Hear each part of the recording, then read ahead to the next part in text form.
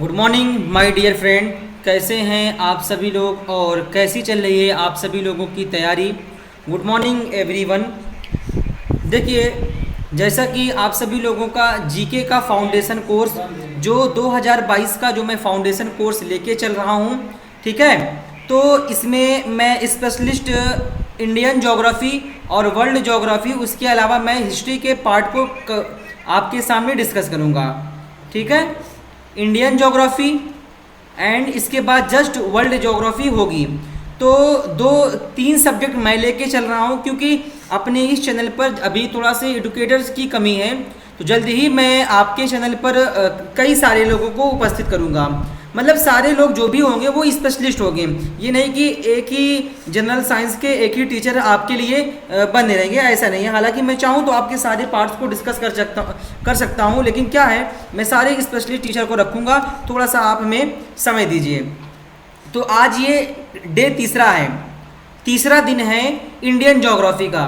तो आप सभी लोग क्या करें, हमारे साथ प्रत्येक दिन आप बने रहिए, नोट्स बनाते रहिए, क्योंकि जितना आप रिवीजन करेंगे, रिवीजन इज़ आ सक्सेस की। क्योंकि आपको तो देखिए, एक किसी भी इंसान को, एक छात्र को टीचर की आवश्यकता क्यों पड़ती है भाई। इंसान अगर चाहे तो खुद भी पढ़ सकता है। उसके लिए मार्केट में कई सारी बुक्स हैं, बहुत से ऐसे नोट्स मिल जाएंगे आपको, दृष्टि के नोट्स मिल जाएंगे और तमाम आईएएस वगैरह के आपको नोट्स मिल सकते हैं। लेकिन एक टीचर का काम क्या होता है कि किसी भी व्यक्ति या कोई भी इंसान या कोई भी ऐसा छात्र छात्राएं जो होता है, तो उनको क्या होता है कि वो उनके माइंड में डेवलप करता है। तो उनको इंसान क्या करता है, ये कर सकता है पाथ, उनको रास्ता दिखा सकता है कि आप ये कार्य करो, ऐसे करो, आप इस मार्ग पे जाएंगे। तो 100% मैं कह रहा हूँ, आप अपने साथ बने रहिए। मैं कोई ये नहीं कह रहा हूँ कि हाँ वास्तव में मेरा चैनल ये ऐसा है वैसा, ऐसा मैं नहीं कह रहा हूँ। आप खुद बताइए कि मैं जो चैनल पर आपको कंटेंट अवेलेबल करवा रहा हूँ, क्या आपको पूरे यूट्यूब पर ऐसा कंटेंट मिल रहा है? आप जवाब दीजिए मुझे। मैं ये अपनी तारीफ नहीं कर रहा हूँ कि हाँ मेरा चैनल ऐसा है वैसा है, मैं ये तारीफ नहीं कर रहा हूँ, क्योंकि इंसान अपनी तारीफ अपने से नहीं करता। आप बताइए कि क्या आपको इस प्रकार से कंटेंट आपको समझा कर सारी चीज़ें डेवलप कराई जा रही है, उसके साथ साथ नोट्स क्रिएट कराया जा रहा है। और नोट्स ऐसा कि अगर आप नोट्स बना के चलेंगे, हमारे आने वाले एग्जाम में, एसएससी एग्जाम की मैं बात नहीं कर रहा हूँ, आप स्टेट एग्जाम की तैयारी करिए। हमारा नोट्स जो आप बना रहे हैं, जो मैं आपको बता रहा हूँ, जितने भी एडुकेटर्स होंगे अच्छे सारे एडुकेटर्स आपको आईएएस एग्जाम तक की प्रिपरेशन करवाएंगे। आप स्टेट एग्जाम तक की तैयारी कर सकते हैं भाई। एसएससी, रेलवे, ये सब तो छोटे छोटे एग्जाम हो गए। मैं तो बड़े एग्जाम की बात कर रहा हूँ, स्टेट एग्जाम की। तो मैं स्वयं स्टेट एग्जाम की तैयारी किया हुआ है, मैं भी एक छात्र हूँ। आज मैं आपके सामने उपस्थित हुआ हूँ, ये बहुत ही सौभाग्य की बात है। तो आइए एक बार जरूर से जरूर आप सभी लोग कमेंट बॉक्स में बता दिया करें कि मेरे द्वारा पढ़ाया गया कंटेंट आपको कैसा लग रहा है। बाकी सारी क्लासें आपकी जल्द होंगी। 17 सितंबर से आपकी पॉलिटी का सेगमेंट स्टार्ट हो रहा है, जिसमें आयुष द्विवेदी आपके पॉलिटी का सेगमेंट लेने वाले हैं। उसके अलावा हो सकता है 17 सितंबर से ही कौस्तुभ शुक्ला आपके साइंस के पार्ट्स को डिस्कस करें, जिसमें वो फिजिक्स एंड केमिस्ट्री आपके डिस्कस करेंगे। और भी इकोनॉमिक्स के टीचर्स में, क्योंकि देखिए टीचर्स को तो मैं तलाश में हूँ कि कैसे टीचर्स लाए जाएं, अच्छे टीचर्स हों।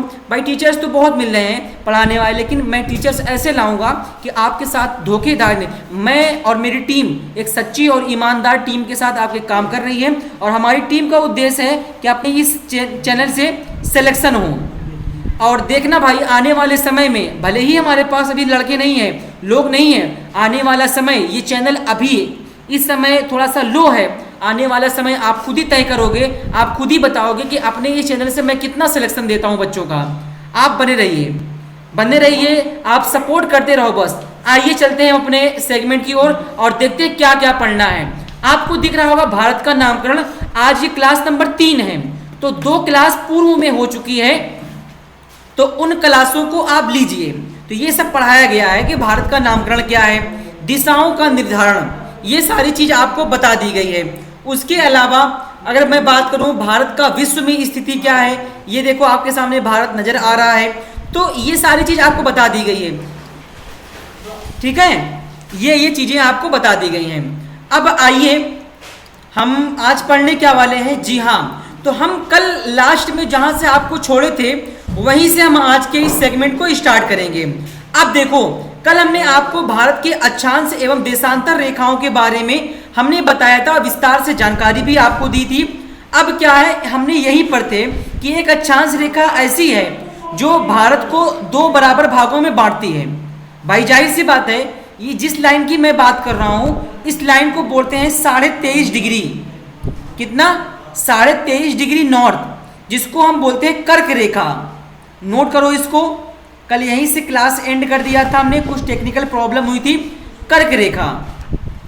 तो यदि आपसे मैं प्रश्न पूछूं कि भारत को दो बराबर भागों में बांटने वाली अक्षांश रेखा का नाम क्या है, ऑप्शन में आपके दोनों आ सकते हैं। ऑप्शन में आपका दे देगा 23.5 डिग्री नॉर्थ, दूसरा ऑप्शन दे सकता है कर्क रेखा, वही चीज है।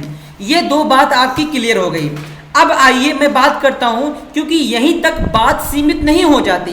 प्रश्न यहां से बनने के भरपूर चांस है और एग्जाम में 100% प्रश्न आपके आएंगे। ठीक है, अब देखो, सुनना मेरी बात। अब ये हो सकती है, तो मैं ये कह सकता हूं कि कर्क रेखा, सुनना एक एक बात को आप समझना, ये पॉइंट्स अब आप लोग नोट बनाइए, नोट्स में बनाइए आप। कर्क रेखा भारत को दो बराबर भागों में बांटती है, दो बराबर भागों में बांटती है, पहला बात हो गया। उसके अलावा कर्क रेखा जो है, ये जिस कर्क रेखा की बात कर रहे हैं 23.5 डिग्री, ये वही अक्षांश रेखा है जो हमने आपको विश्व के मैप पर दिखाया था। ठीक है भाई, कर्क रेखा, मैं ये कह रहा हूं, कर्क रेखा भारत के कितने राज्यों से गुजरती है, तो हम कहेंगे भारत के 8 स्टेट, 8 स्टेट कवर। ठीक है, 8 राज्यों से गुजरती है। तो भारत के देखिए ये प्रश्न बनेगा कि कर्क रेखा भारत के कितने राज्यों से गुजरती है, आपको बताना है 8 स्टेट। आइए हम आपको 8 स्टेट के नाम दिखा दें। ये देखो, गुजरात और कुछ राजस्थान का हिस्सा भी कर्क रेखा से टच होता है, 2 हो गए। मध्य प्रदेश दिख रहा है आपको पूरा का पूरा। उसके अलावा यहाँ पे देखो ना, ये पूरा का पूरा क्या है भाई, झारखंड है। देखो ये मध्य प्रदेश पूरा पूरा नहीं है, ये पुराना मैप है, ये मैंने अदर स्टेट से वहाँ से मैं मैप निकाला हूँ। ये छत्तीसगढ़ हो गया, ठीक है, छत्तीसगढ़, ये झारखंड, ये हो गया वेस्ट बंगाल, उसके बाद ये त्रिपुरा हो गया, ये मिजोरम हो गया। अब आप काउंट करो 1 2 3 4 5 6 7 8। तो हमने बताया ना, कर्क रेखा हमारे भारत के 8 राज्यों से गुजरती है। अब उस 8 स्टेट का नाम क्या है, अब आप नोट करो। ठीक है, नोट करना क्या है, पहला राजस्थान, आप एक सीक्वेंस चलो, राजस्थान। दूसरा अगर मैं बात करूं तो ये राजस्थान के अलावा गुजरात आप कह लो। ठीक है, गुजरात, राजस्थान, गुजरात। तीसरा है एमपी अर्थात मध्य प्रदेश। और चौथा अगर मैं बात करूं तो चौथा है झारखंड। इंग्लिश में मैं लिख रहा हूं JH, इसका मतलब होगा झारखंड। अगर पांचवे की बात की जाए तो पांचवा छत्तीसगढ़, छठा है वेस्ट बंगाल और सातवां है ये देखो त्रिपुरा और आठवां है मिजोरम।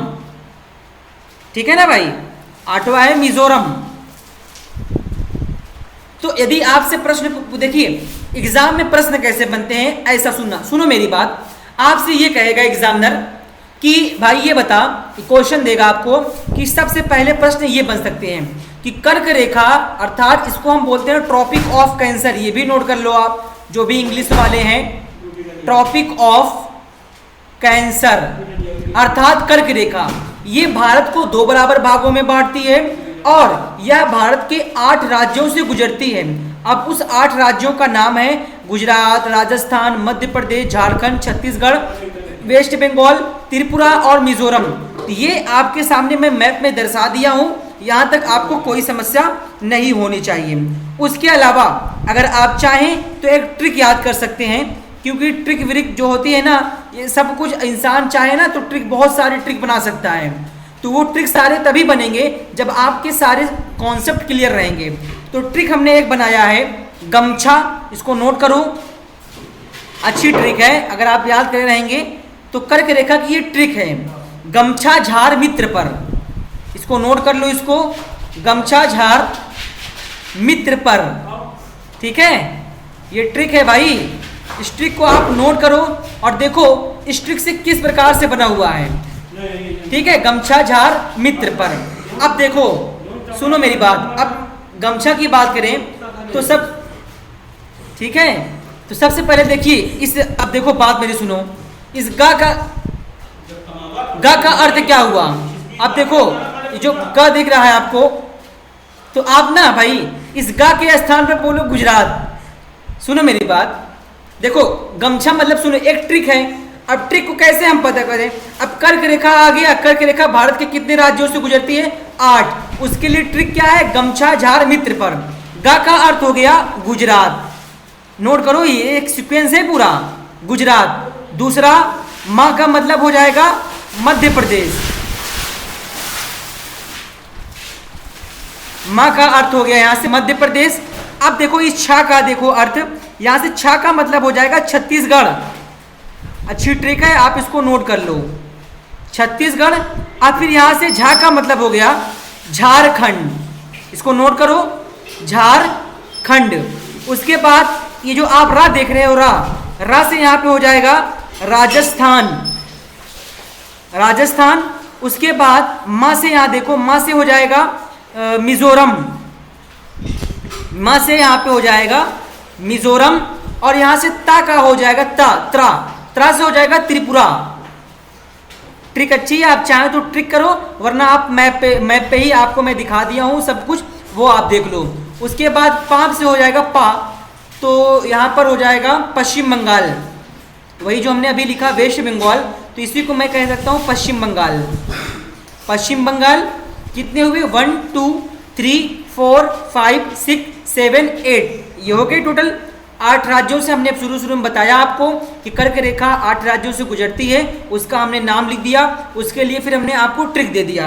यहाँ तक आप सभी लोगों को क्लियर। लेकिन आप ध्यान रखना, यहाँ से एक प्रश्न बन सकता है, कई बार प्रश्न बना है, और प्रश्न डीप अगर एग्जामिनर आपसे पूछेगा ना, तो यही पूछेगा कि भाई ये बता कि कर्क रेखा से ऐसी भारत की कौन सी नदी है।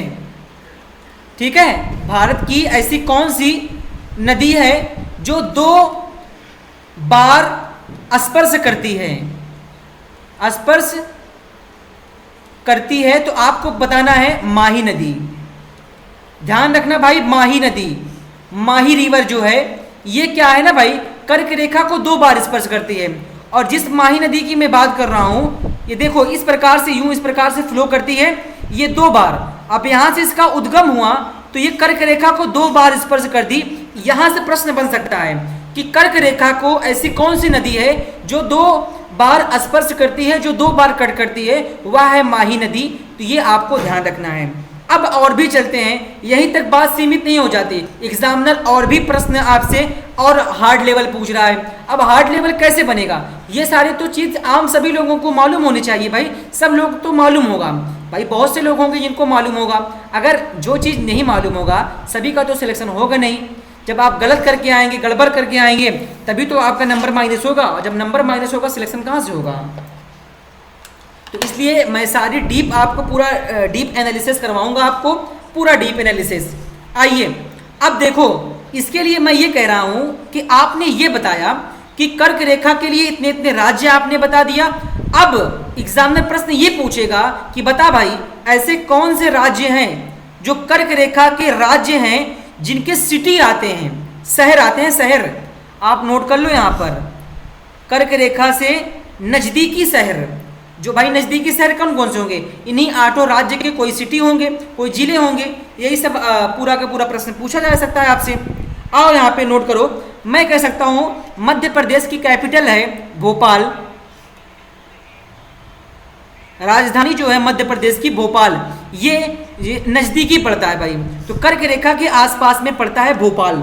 उसके बाद अगर बात की जाए तो जबलपुर, जबलपुर भी एक शहर है मध्य प्रदेश का, जबलपुर। उसके अलावा अगर बात की जाए उज्जैन, उज्जैन का एरिया ले लीजिए आप, ये भी कर्क रेखा के आसपास ही है। रांची अगर बात की जाए, रांची झारखंड की कैपिटल रांची, ये हो गया। उसके अलावा गांधीनगर गुजरात की कैपिटल है ये।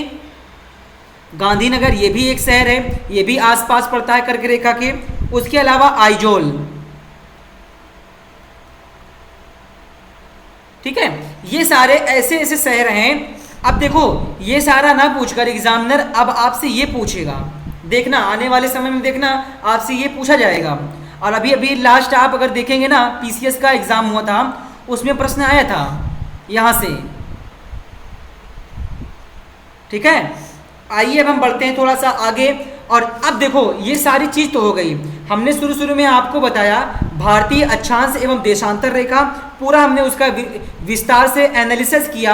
एनालिसिस करने के बाद फिर क्या किया हमने कि ये भी एक अक्षांश रेखा है, कर्क रेखा, जो 23.5 डिग्री भारत को 2 बराबर भागों में बांटता है, नॉर्थ और साउथ, यह हमने जाना। और कर्क रेखा कितने राज्यों से गुजरती है, कितने शहर इसके पास में स्थित हैं, कौन कौन से राज्य हैं, ये सारा हमने आपको बता दिया। इसके लिए एक ट्रिक बता दिया, और इसको याद रखना, माही नदी को भूलना मत, नहीं तो आपके एग्जाम में प्रश्न पूछेगा जिस दिन ना, मैं आपको दिखाऊंगा। देखो प्रश्न हमारे सीधा प्रश्न हमारे पढ़ाए हुए से आ रहे हैं।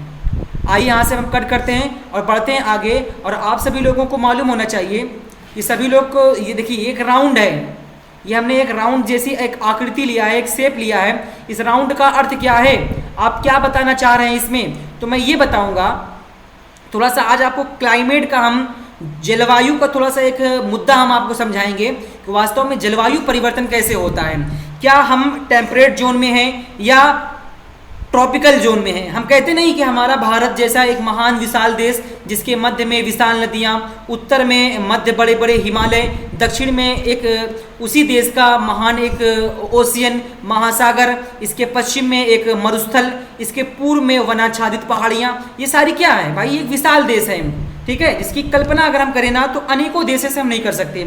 आइए हम बताते हैं, ये एक, सुनिए मेरी बात, पहली बात तो ये जो हमने आपके सामने एक आकृति लिया है सेब जैसी, ये एक आकृति क्या है, इसको आप पृथ्वी मानो भाई, ये एक पृथ्वी है, ये एक अर्थ है जिस पर मानव निवास संभव है, क्योंकि पृथ्वी एकमात्र एक ऐसा सौरमंडल का उपग्रह है जिस पर मानव जीवन संभव है। और एक मानव को जीवित रहने के लिए शुद्ध वायु, शुद्ध पानी, बस अगर शुद्ध भोजन ये मिल गया ना तो वही चीज हमारे लिए इनफ है, काफी है, ठीक है। आइए अब अर्थ की बात करूं, ये एक हमने जो आकृति लिया है, ये एक अर्थ का शेप लिया है हमने।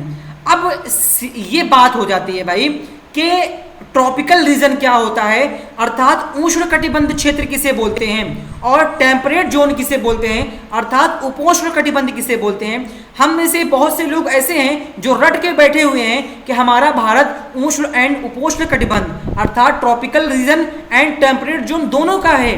रटो मत भाई, सारी चीज मैं आपको दिखाऊंगा, आओ देखते हैं। सबसे पहले हमने आपको ये बताया था कि हमारी इस पृथ्वी को 2 बराबर भागों में बांटने वाली जो अक्षांश रेखा है, उस अक्षांश रेखा का नाम है 0 डिग्री अक्षांश रेखा। 0 डिग्री अक्षांश रेखा, जिसको हम इंग्लिश में बोलते हैं लैटिट्यूड लाइन।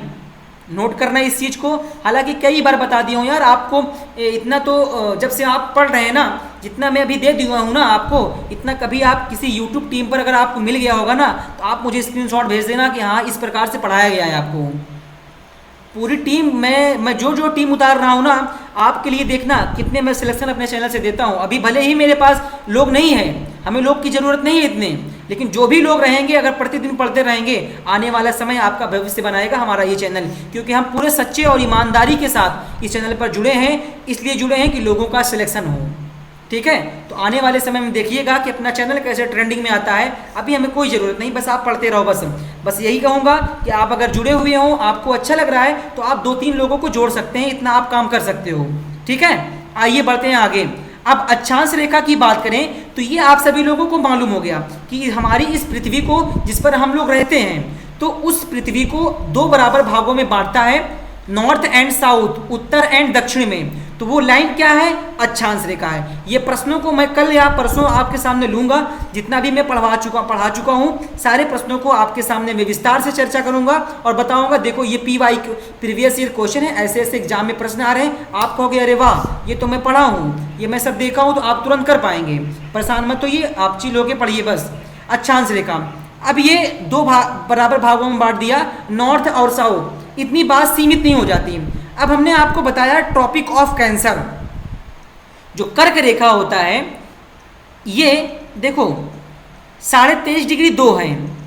अब कैसे 2 हैं, सुनो मेरी बात भाई, इसके ऊपर आप जाओगे, देखो इसके ऊपर आप जाओगे तो आप तो जाओगे नॉर्थ में, इसके नीचे में आओगे तो आप तभी भी जाओगे साउथ में जाओगे आप, तो ऊपर जाएंगे 1 2 3 4 5 6, तो ये क्या हो गया 23.5 डिग्री नॉर्थ, जिसको हम बोलते हैं कर्क रेखा। अभी देखना जो आप लोग देखते हो ना, ये हो गया कर्क रेखा। और दूसरा अगर मैं बात करूं तो 23.5 डिग्री साउथ है ये। साउथ क्यों? क्योंकि 0 डिग्री अक्षांश रेखा के अगर ऊपर जाओगे तो नॉर्थ कहलाएगा। यही देखना अभी जब मैं परसों आपको प्रश्न कराऊंगा ना, इतना मैं कंफ्यूज करूंगा आपको कि आप कंफ्यूज होते होते आपसे सारे प्रश्न सॉल्व होने लगेंगे। नॉर्थ साउथ का चक्कर एग्जामिनर आपसे पूछ लेगा तो आप फंस जाओगे। इसलिए हमने शुरू में आपको करवा दिया है दिशाओं का निर्धारण, कि आप किसी भी राष्ट्र, किसी भी देश, किसी भी विश्व का अगर आपको दिशा निर्धारण करना है कैसे करोगे आप। नॉर्थ साउथ में सब कुछ वही रहेगा। मैं मान लो आपके सामने दे देता हूँ 23.5 डिग्री नॉर्थ, एक ऑप्शन दे देता हूँ 23.5 डिग्री साउथ, और पूछता हूँ कि बता भाई क्या होगा, तो आप में से कुछ विद्वान ऐसे होंगे जो 23.5 डिग्री साउथ करेंगे, कुछ तो ऐसे होंगे जो हमारे टीम के साथ पढ़े हुए हैं, वो कहेंगे एग्जैक्ट डेटा यही होगा 23.5 डिग्री नॉर्थ, जिसको हम बोलते हैं कर्क रेखा। समझ रहे हैं?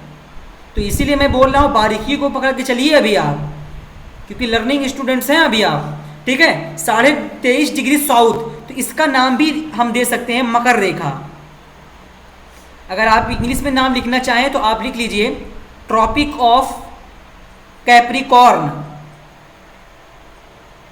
कैप्रिकॉर्न जिसको बोला जाता है मकर रेखा। अगर बात की जाए कर्क रेखा की, इसको बोलते हैं ट्रॉपिक ऑफ कैंसर। ये लाइन हो गया। तो अब यहां से मैं क्या बताना चाह रहा हूं वो समझो मेरी बातों को। देखो भाई, इस पूरे क्षेत्र में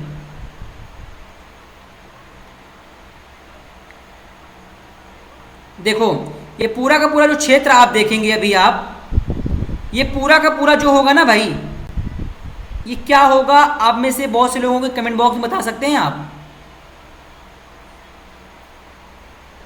देखो विस्तार से आपको समझाऊंगा अभी, आप देखो बस। तो मैं ये कहूंगा कि 23.5 डिग्री उत्तर से लेकर, अर्थात कर्क रेखा से लेकर मकर रेखा के बीच जो क्षेत्र होता है, उस क्षेत्र को हम क्या बोलते हैं भाई? आज आप सभी लोगों को मालूम हो गया होगा, जो अभी तक आप सभी लोग रट रहे थे, इसे हम बोलेंगे ट्रॉपिकल रीजन। ये क्या है? ट्रॉपिकल रीजन, जिसको हम बोलते हैं उष्ण कटिबंधीय क्षेत्र। उष्ण कटिबंध क्षेत्र पूरा का पूरा। अब अगर आपसे कभी प्रश्न पूछा जाएगा तो क्या आपसे गलत होगा कि ये बता भाई उष्ण कटिबंध क्षेत्र का विस्तार रीजन कहां से कहां तक है? आपको बताना है 23.5 डिग्री नॉर्थ से लेकर 23.5 डिग्री साउथ, या आप डायरेक्ट बोलो कर्क रेखा से लेकर मकर रेखा तक के क्षेत्र को हम बोलते हैं उष्ण कटिबंध। ये बात हो गई। अब आप कहते हो कि हमारा भारत उष्ण एंड उपोष्ण कटिबंध में है, तो आइए उपोष्ण कटिबंध को आपको दिखा देते हैं। काहे परेशान हो रहे हैं आप? देखो भाई, ये लाइन जो आप देख रहे हो, अब जैसे जैसे आप ऊपर जाओगे भाई तो वैसे वैसे टेम्परेट जोन आ जाएगा। 66.5 डिग्री नॉर्थ, और यहाँ पे मैं अगर बात करूँ तो यहाँ पर भी आप ले सकते हो वही सिस्टम, लेकिन ये 66.5 डिग्री जो हो जाएगा वो क्या हो जाएगा? साउथ हो जाएगा। या आप ये मान के चलो इसके जस्ट नीचे। आइए मैं अब लेता हूँ हाइलाइटर और आपको समझाते हैं हम क्या चक्कर है, क्या रोल है इसका। ये देखो, अब इस क्षेत्र में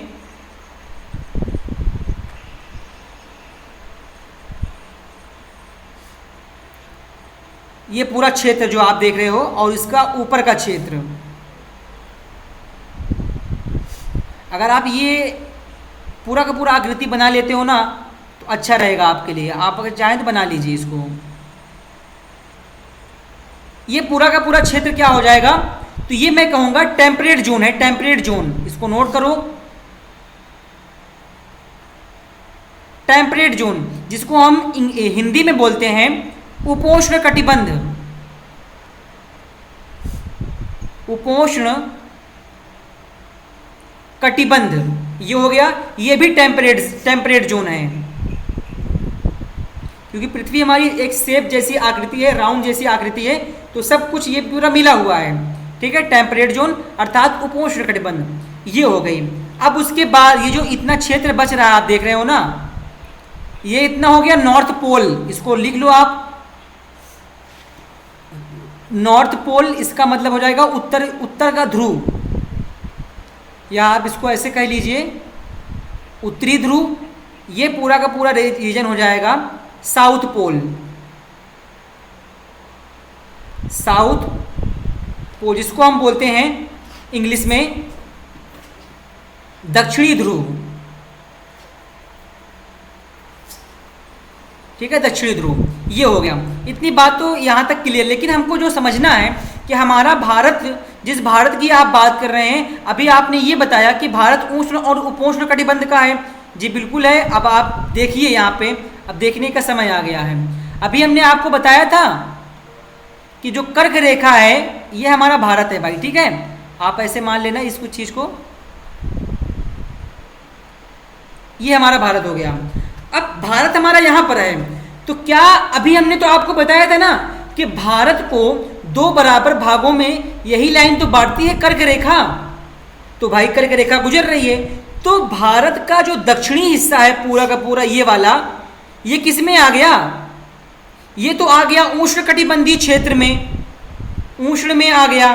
और इसका जो ऊपरी हिस्सा है, ये जो आप देख रहे हैं, ये तो टेम्परेट जोन में आ गया, तो ये उपोष्ण हो गया। इसलिए भारत का ऊपरी हिस्सा उपोष्ण और दक्षिणी हिस्सा क्या है? उष्ण कटिबंध है। इसलिए हम कहते हैं, तो यहां पे अब आप लिख लीजिए, ठीक है, यहां पे अब आप लिख लो कि इस चित्र का अर्थ ये है,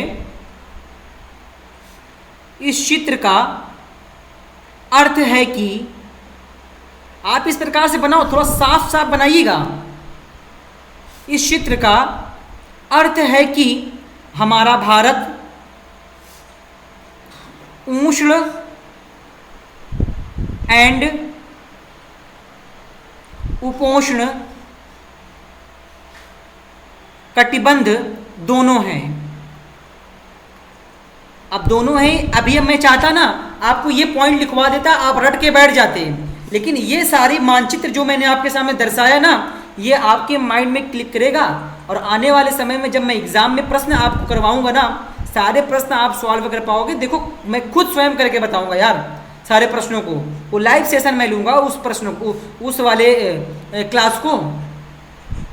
तो पूरा का पूरा नॉर्थ पोल, उष्ण उपोष्ण कटिबंध, उष्ण कटिबंध, ये सारी आपको पता हो गई।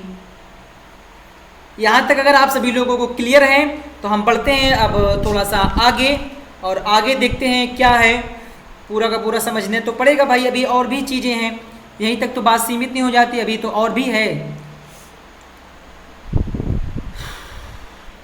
आइए देखिए थोड़ा सा एक बार और मैं आपको बताता हूँ, और हेडिंग बनाइए यहाँ पर आप सभी लोग।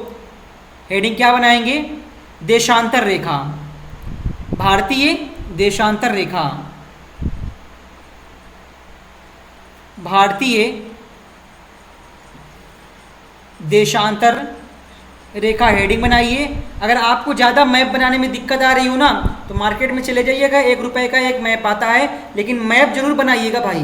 मैं तो यही कहूँगा यार, अगर आप पढ़ रहे हो तो भूगोल एक मैपिंग का ही खेल है। ठीक है, तो आइए हम थोड़ा सा बताते हैं देशांतर रेखा के बारे में, आप अच्छी तरीके से परिचय हैं।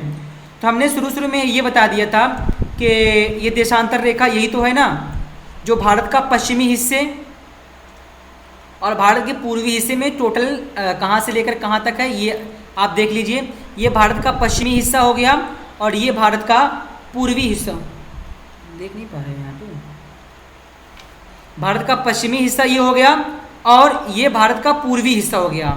ये ईस्ट हो गया, ये वेस्ट हो गया। पूरा का पूरा 0 डिग्री हमने ये बता चुका है हमने, तो मैं फिर से डिवीज़न नहीं करवाऊंगा। ठीक है, आप अगर आपको यहाँ से दिक्कत हो रही हो किस लिए मैं ये लिया हूँ देशांतर रेखा, तो ये जो हमने लाइन लिया है ये 68 डिग्री 7 मिनट ईस्ट है, क्योंकि यहाँ से 0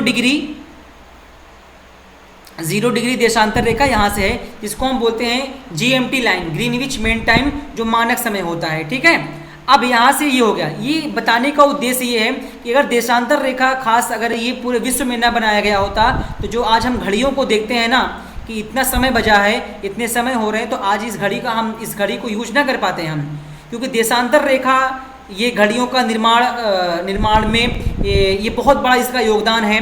और एक चीज़ मैं बताऊं आपको, अगर ये अक्षांश रेखा और देशांतर रेखा ना होता ना, तो आप आज आज भारत में हैं, भारत से 1 घंटे 2 घंटे में आप चले जा रहे हैं फला देश में, किसी अन्य देश में तो आप जा भी ना पाते हैं। ये भी चक्कर है, क्योंकि पढ़ाई का रीज़न यही नहीं है कि सिर्फ हम नौकरी पाएँ। ये पढ़ाई जो आप कर रहे हो भाई, ये आपको बहुत कुछ सिखा के जाएगा। अगर आप शिक्षित हैं, लिटरेट हो रहे हैं, तो ये बहुत से ऐसे लोग हमारे पास हैं जो भाई तैयारी नहीं कर रहे हैं लेकिन फिर भी पढ़ रहे हैं। बहुत से कॉल हमारे पास आते हैं, तो बहुत कुछ सीखना होता है हमें यार, बहुत कुछ सीखना होता है। तो 68 डिग्री 7 मिनट ईस्ट ये हो गया। उसके बाद 97 डिग्री 25 मिनट, ये जो हम लगा रहे हैं छोटा सा बार, 25 मिनट ईस्ट ये हो गया। तो हमारे भारत का जो देशांतरीय विस्तार है 68 डिग्री 7 मिनट ईस्ट से लेकर 97 डिग्री 25 मिनट ईस्ट तक है। लेकिन मैं अगर भारत के बीचों बीच से एक लाइन को गुजारूं जो भारत का मानक समय निर्धारित करती है, तो उसको देखो ना। आओ मैं आपको बताता हूं भाई कि कौन कौन से ऐसे स्टेट हैं जो कवर होते हैं। ठीक है, ये मैं यहाँ से लेता हूँ उत्तर प्रदेश, छत्तीसगढ़, हाँ मध्य प्रदेश भी है, छत्तीसगढ़ है और उड़ीसा भी है, और थोड़ा सा ये अरुणाचल प्रदेश। हालांकि ठीक नहीं बना है, मैं फिर से बनाऊंगा इसे बिल्कुल सीधा। ये क्या हो गया बताया आपको, ये भारत का मानक समय है IST। इसका मतलब क्या हुआ, इंडियन स्टैंडर्ड टाइम, भारतीय मानक समय। इसको नोट करो आप, भारतीय मानक समय। अब इसको नाम क्या देंगे, तो मैं इसको भाई 68 डिग्री 7 मिनट ईस्ट है। धीरे धीरे करते करते आप बीचों बीच पहुंचेंगे जब भारत के, तो लगभग अगर आप काउंट करोगे ना 82.5 डिग्री ईस्ट। अब देखो यहाँ से प्रश्न क्या बनते हैं कि इंडियन स्टैंडर्ड टाइम अर्थात भारतीय मानक समय भारत के कितने राज्यों से गुजरती है और कितने डिग्री है, क्या है, तो आपको बताना 82.5 डिग्री है। और आपके सामने है, आप खुद ही गिनो यहाँ पे कितने राज्य हो गए। एक उत्तर प्रदेश दिख रहा है हमें, दूसरा मध्य प्रदेश दिख रहा है, तीसरा हमें छत्तीसगढ़ दिख रहा है, चौथा हमें दिख रहा है उड़ीसा, और पांचवा आपके सामने देखिए सब कुछ हो रहा है, पांचवा हमें दिख गया आंध्र प्रदेश। ठीक है, तो मैं ये कहूँगा कि इंडियन स्टैंडर्ड टाइम या भारतीय मानक समय, भारतीय मानक समय ये भारत के 5 स्टेट कवर करती हैं। ठीक है, 5 स्टेट कवर करती हैं। उन 5 स्टेट को मैं तो आपको पहले अभी मैप के थ्रू दिखा दिया हूँ, लेकिन आप वास्तव में देख लो। इसके लिए सबसे पहली बात तो उत्तर प्रदेश, दूसरा आपने बताया MP मध्य प्रदेश, तीसरा छत्तीसगढ़, और चौथा उड़ीसा ODS उड़ीसा हो गया ये। उसके बाद ये मैं लिख दे रहा हूँ यहाँ पे आंध्र प्रदेश। ये 5 स्टेट हैं जो भारतीय मानक समय से गुजरते हैं। ठीक है, और भारतीय मानक समय क्या है, इंडियन स्टैंडर्ड टाइम 82.5 डिग्री है। यहाँ तक आप सभी लोगों को हो गया होगा क्लियर। अब यहाँ से एक उम्दा कॉन्सेप्ट बनता है, उस कॉन्सेप्ट को जान लो। ये जो 0 डिग्री आप देख रहे हो यहाँ पे, 0 डिग्री और 82.5 डिग्री, मैं आपको ये बताता हूँ, मेरी बातों को गौर से सुनिएगा। हमारी पृथ्वी जिस पर हम लोग रहते हैं, ध्यान से समझना, पॉइंट टू पॉइंट समझना, क्योंकि यहाँ से आपसे एग्जामिनर चाहे ना कैसे भी प्रश्न बना सकता है। क्या आपको पता है कि 24 घंटे, एच का मतलब हो गया आवर, आवर मीन्स होता है घंटे, 24 घंटे में हमारी पूरी जो पृथ्वी है 360 डिग्री, एक चक्कर लगाने में पृथ्वी 360 डिग्री कवर करती है, और 360 डिग्री कवर करने में पृथ्वी को 24 घंटे का समय लगता है। अब 24 घंटे का समय लगता है, ये बात ठीक है। मैं यहाँ से कह रहा हूँ कि 24, आप इसको चाहे तो कट कर लीजिए, 24 इकन्नम 24, अगर मैं बात करूँ 1 घंटे बराबर, तो 24 इकन्नम 24 हो गया इधर से, और इधर कितना बचा 6, 24 6 30, 6 6 12, और 24 पंजे कितना हो गया, हाँ 120 हो गया। तो 120 हो गया, तो मैं ये कह सकता हूँ कि 1 घंटे में 15 डिग्री मूव करेगी। भाई जाहिर सी बात है 1 घंटे में 15 मिनट मूव करेगा। भाई सुनो मेरी बात, मैंने क्या बताया कि हमारी पृथ्वी 24 घंटे में 360 डिग्री कवर करती है, अर्थात ऐसा समझिए कि पृथ्वी को एक परिक्रमण करने में, रेवोल्यूशन करने में पृथ्वी को 360, अब किसका रेवोल्यूशन करेगी, सूर्य का, क्योंकि सभी ग्रह जो हैं, जो सभी प्लैनेट हैं वो सूर्य के चारों ओर चक्कर लगा रहे हैं। उसी में एक प्लैनेट है, अर्थात एक ग्रह है जिसका नाम है पृथ्वी, जो सूर्य के चारों ओर चक्कर लगाता है, और पूरे सूर्य को चारों ओर चक्कर लगाने में उसे 360 डिग्री का टाइम लगता है, और 360 डिग्री समय पूरा करने में 24 घंटे का समय लगाती है। और हमारे इस देश में, इस पृथ्वी पर 24 घंटे का मतलब हो गया एक दिन, ठीक है। तो 1 घंटे में पृथ्वी, जब 24 घंटे में पृथ्वी 360 डिग्री टिल्ट करेगी, मूव करेगी, तो 1 घंटे में 15 डिग्री करेगी।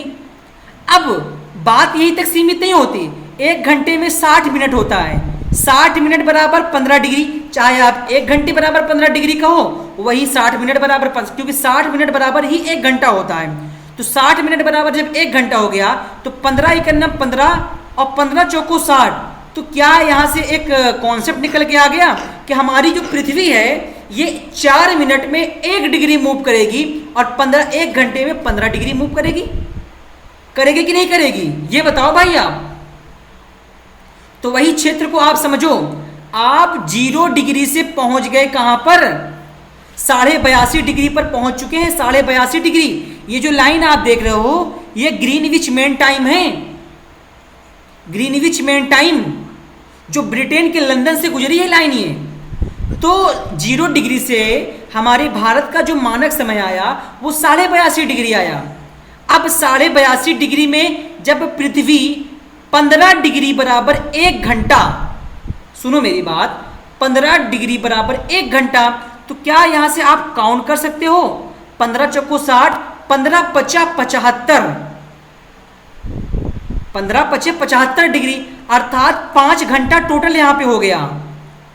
तो मैं ये कह सकता हूं 5 घंटे में पृथ्वी, ये यहां से अगर हम यहां आना चाहेंगे, ये लंदन से अगर मैं भारत आना चाहूंगा, भारत का मानक समय मान लीजिए, ये एक व्यक्ति को मैं बता दे रहा हूं, यहां पर अभी कुछ समय बचा हुआ है, और मैं इस व्यक्ति से पूछता हूं भाई बता कि इस समय भारत में समय क्या हो रहा है, तो वह व्यक्ति बताएगा कि यह मुझे नहीं पता समय क्या है भाई, डिस्टेंस हमको पता है कि ये 15 डिग्री में 1 घंटा, 15 डिग्री में 1 घंटा, तो उसी अकॉर्डिंग आप लगा लो।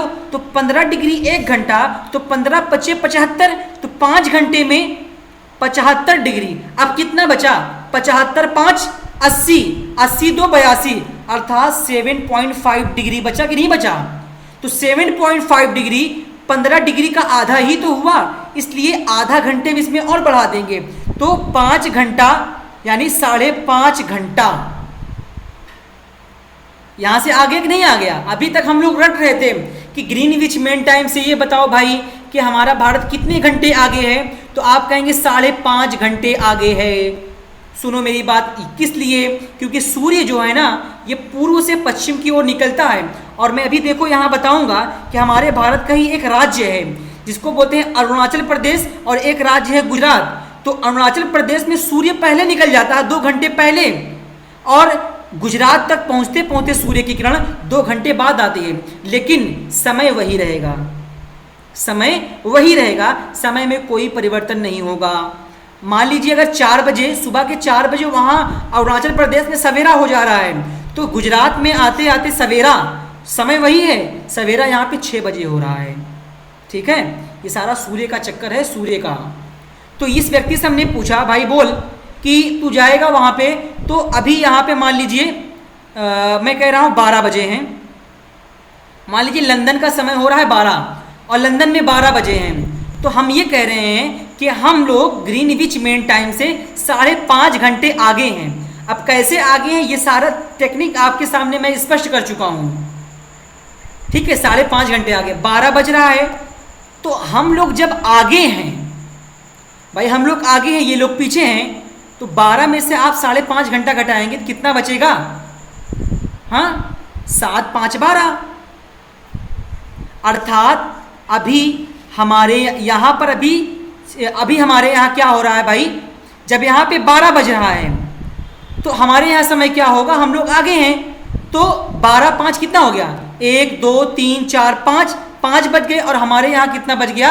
5:30, 5:30 बजे हैं। जब हमारे यहाँ 5:30 बजा होगा सुबह का, तो इनके यहाँ क्या होगा? रात का 12 बजे रहेगा, रात के 12, क्योंकि हम लोग आगे हैं ग्रीनविच मेन टाइम से। समझ गए आप सभी लोग? आइए थोड़ा सा हम भारत की ओर चलते हैं और भारत को देखते हैं कि सूर्य क्यों नहीं यहाँ पहले निकल रहा है, यहाँ बाद में क्यों आ रहा है। भाई हम तो सूर्य को खींच कर ला नहीं सकते ना कि आ भाई तू इधर आ जा, पहले यहाँ निकल जा। ये प्राकृतिक देन है, इसमें कोई छेड़छाड़ नहीं कर सकता। ठीक है, अब आइए हम चलते हैं थोड़ा सा ये। अब देखो 68 डिग्री से आप अगर यहाँ पे आते हैं 82.5 डिग्री, तो आप जोड़ो 68 डिग्री, 68 के बाद 69 70 71 72 73 74 75 76 77 78 79 80 81 82, लगभग 3 चौको 12 13 14, लगभग और लगभग मैं ये कहूँगा 15 डिग्री, लगभग और लगभग कहेंगे यहाँ से लेकर इस 82.5 डिग्री तक 15 डिग्री का डिफरेंस है। और यहाँ तक में भी आप अगर 82.5 से 97 डिग्री को जोड़ेंगे ना, तो लगभग और लगभग 15 डिग्री का अंतर आएगा। तो 15 डिग्री और 15 डिग्री मिलकर कितने हो गए? 30 डिग्री। और आपको पता है 15 डिग्री बराबर 1 घंटा, तो 30 डिग्री बराबर 2 घंटे। इसलिए सूर्य पहले यहाँ पर, जब यहाँ पर सुबह के 4 बजे होंगे, तो 4 इस पूरे भारत में 4 बजे होंगे। ये मत सोचो कि यहाँ पर भी 6 बज गए होंगे, ऐसा नहीं है, समय वही रहेगा। 4 अगर अरुणाचल प्रदेश में बज रहे हैं, लेकिन क्या है भाई ना, सूर्य उदय यहाँ पर पहले सुबह के 4 बजे ही हो जा रहा है। अगर आपको ज़्यादा दिक्कत आ रही है, आप चले जाइए अरुणाचल प्रदेश एक दिन। अगर आपके पास पैसे वैसे हैं, आप पैसे से थोड़ा अच्छे हैं, तो चले जाइए, थोड़ा वहाँ देख लीजिए एक बार, कि देखना आपको सुबह 4 बजे ना वहाँ उठ जाएंगे सभी लोग। भाई बोलो चलो सुबह हो गया। अब अगर गुजरात से जाएंगे यहाँ पर, तो सुबह 4 बजे वहाँ सवेरा हो जाएगा। और गुजरात में अपने मम्मी पापा से फ़ोन करके पूछिएगा, पापा वहाँ सवेरा है कि अंधेरा है? कहेंगे भाई अभी तो यहाँ पे अंधेरा है। ऐसा वास्तव में है, ये है शिक्षा की देन। ठीक है, फिर आप क्या करो ना, या तो एक काम ऐसा करो, सुनो सबसे अच्छी बात मैं आपको बताऊँ ना, आप प्लेन की टिकट निकालो और प्लेन की टिकट स्टैंडर्ड टिकट निकालो। और स्टैंडर्ड टिकट में ऐसा होना चाहिए, गुजरात से उड़ो फटाक से और 1 घंटे के अंदर टच अरुणाचल प्रदेश में। सुबह के 3 बजे निकलो, 4 बजे टच, और 4 बजे जब पहुंच जाओगे ना अरुणाचल प्रदेश में, वहाँ देखना तुमको सवेरा मिलेगा। फिर तुरंत सवेरा देखते हुए पैसा खर्चे कर देना, फटाक से पहुँच जाना 5 बजे अपने घर आओगे, देखोगे यहाँ पर 6 बजे सवेरा होगा। ऐसा वास्तव में है। सारी चीज़ आपको समझ में आई कि क्या है देशांतर रेखा का रोल, लॉन्गिट्यूड लाइन का रोल क्या है, भारतीय मानक समय क्या है। यहाँ से कई सारे बहुतायात प्रश्न भी बनेंगे और ऐसे ही आप सभी लोगों को पढ़ना है। तो आइए यहाँ से थोड़ा सा हम इरेज करते हैं सभी चीज़, और यहाँ पे आप पॉइंट्स नोट कर लीजिए, और फिर उसी के बाद हम थोड़ा सा अपने क्लास को आज समाप्त करेंगे। कहिए थोड़ा सा मैं आपको और बता दूँ? नहीं, आज फ़िलहाल मैं थोड़ा सा बताता हूँ, उसके बाद फिर मैं क्लास को आज यहीं से एंड करूँगा। आइए देखिए, यहाँ पे हमने अभी आपको बताया था IST, जिसको हम बोलते हैं इंडियन स्टैंडर्ड टाइम।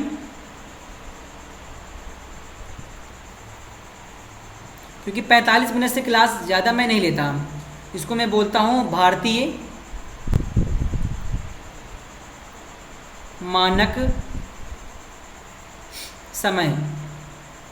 हमने ये बताया इंडियन स्टैंडर्ड टाइम 82.5 डिग्री है, लेकिन ये ध्यान रखना ईस्ट वेस्ट का रोल ध्यान रखना ईस्ट है। और यही 82.5 डिग्री भारत के 5 राज्यों से गुजरती है। वो 5 राज्य कौन कौन से हैं? पहला उत्तर प्रदेश, दूसरा मध्य प्रदेश, और तीसरा ये देखो यहाँ से छत्तीसगढ़, चौथा उड़ीसा। यार करते करते जो मैं आज ऐसा कर रहा हूँ आपके सामने विदाउट देखे ना सारा काम आप कर लोगे, लेकिन बस आप थोड़ा सा पढ़ो।